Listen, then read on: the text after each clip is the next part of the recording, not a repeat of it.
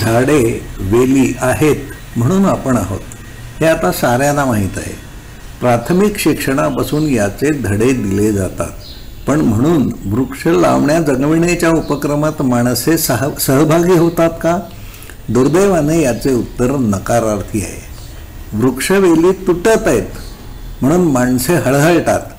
झाडे लावायला हवीत असेही अनेकांना मनापासून वाटते. त्यासाठी लागणारे पैसेही त्यांच्याकडे आहेत. पण त्यासाठी करावयाची कृती फार थोडी माणसे करतात. तुम्ही आजपर्यंत किती आणि कोणत्या प्रकारची झाडे लावून जगवली आहेत हा प्रश्न स्वतःला विचारा. शेजारच्या 10 घरातील माणसांनाही याविषयी विचारा. शहरातून राहणाऱ्या अनेक माणसांनी कुंडीत लावता येणारी तुळस, सदाफुली, गुलाब यासारखी झाडे निश्चितपणे लावली आहेत. गावाकडे ज्यांच्या जागा आहेत त्यापैकी काही माणसांनी आंबा, काजू, फणसासारखी फळे देणारी झाडेही लावून जगवली आहेत.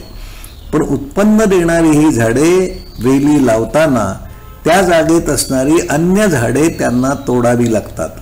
आंब्याचे उत्पन्न हवे असेल तर सुमारे 1 गुंठा क्षेत्रात अन्य वृक्षवेली वाढू दिल्या जात नाहीत. त्या जागेत पूर्वीपासून उभी असणारी अन्य झाडेही तोडली जातात.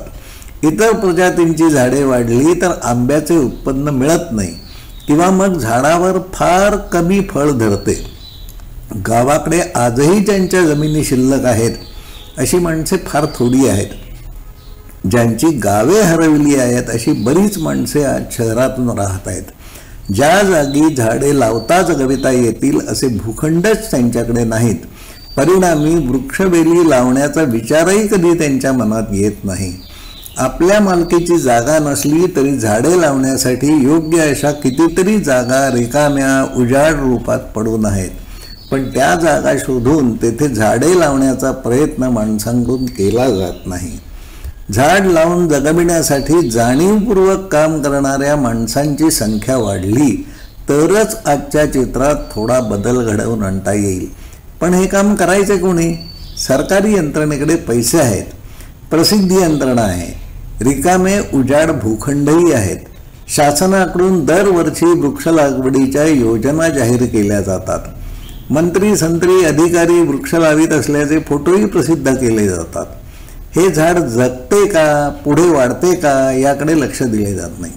परिणामी पुढील वर्षी त्या किंवा त्याच्या शेजारी असणाऱ्या दुसऱ्या खड्ड्यात नव्याने झाड लावले जाते.